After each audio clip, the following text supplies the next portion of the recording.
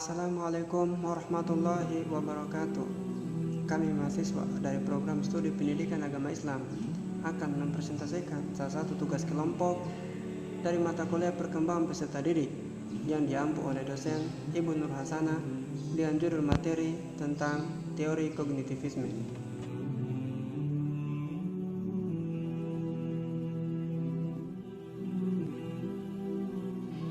Yang pertama yaitu pengertian kognitivisme. Menurut teori ini, belajar adalah perubahan persepsi dan pemahaman. Perubahan persepsi dan pemahaman tidak selalu berbentuk perubahan tingkah laku yang bisa diamati. Asumsi dasar teori ini adalah setiap orang telah mempunyai pengalaman dan pengetahuan dalam dirinya. Pengalaman dan pengetahuan ini tertata dalam bentuk struktur kognitif. Dari pengertian ini dapat kita pahami bahwa kognitivisme erat kaitannya dengan pengetahuan dan pemahaman, bukan tentang keterampilan ataupun tingkah laku dari seseorang.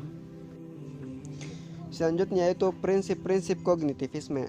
Setidaknya ada 3 prinsip dalam teori ini. Yang pertama yaitu si belajar akan lebih mampu mengingat dan memahami sesuatu apabila pelajaran tersebut disusun berdasarkan pola dan logika tertentu.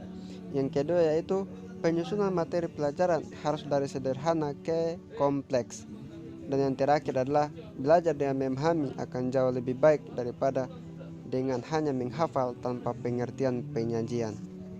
Untuk poin selanjutnya yaitu kritik terhadap teori kognitisme.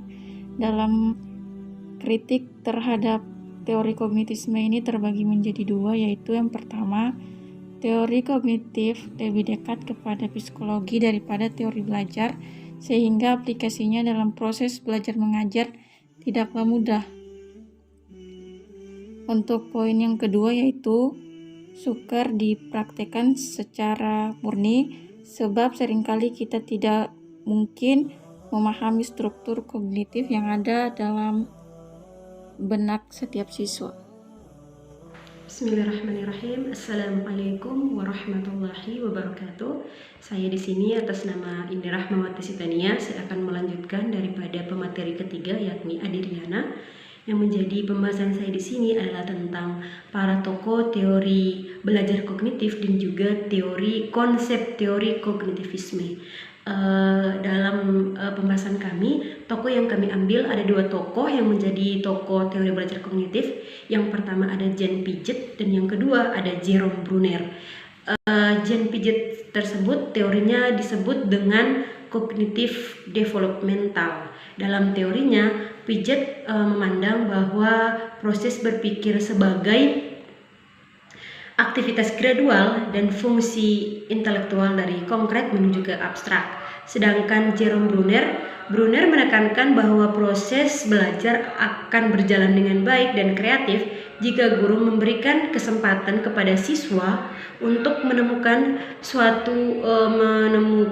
suatu konsep teori, aturan, atau pemahaman melalui contoh-contoh yang ia jumpai dalam kehidupan. Nah, Bruner sendiri dia meyakini bahwa pembelajaran tersebut bisa muncul dalam 3 cara atau bentuk, yaitu yang pertama enaktif, juga ikonik, dan juga simbolik. Ya, itu tadi para tokoh belajar kognitif. Selanjutnya tentang konsep teori kognitivisme. Nah, teori kognitif adalah teori yang umumnya dikaitkan dengan proses belajar. Kognisi adalah kemampuan psikis atau mental manusia yang berupa mengamati, melihat, menyangka, memperhatikan, menduga, dan juga menilai. Dengan kata lain, kognisi menuju pada konsep tentang pengenalan. Nah, teori belajar kognitif lebih mementingkan proses belajar itu sendiri daripada hasil belajar. Belajar tidak sekedar melibatkan hubungan antara stimulus dan respon.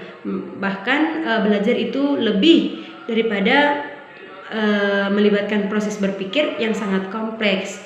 Nah, belajar adalah persepsi dan juga pemahaman. Mungkin itu saja materi yang dapat disampaikan oleh kelompok kami. Adapun ada tutur kata yang salah, kami mohon maaf. Wassalamualaikum warahmatullahi wabarakatuh.